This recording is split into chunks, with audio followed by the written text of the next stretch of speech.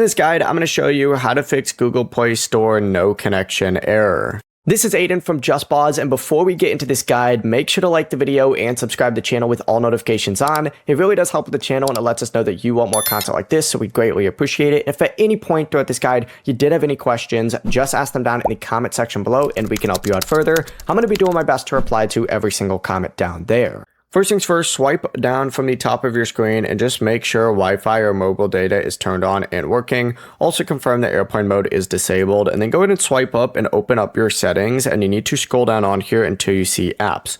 Go ahead and either find and search for Google Play Store.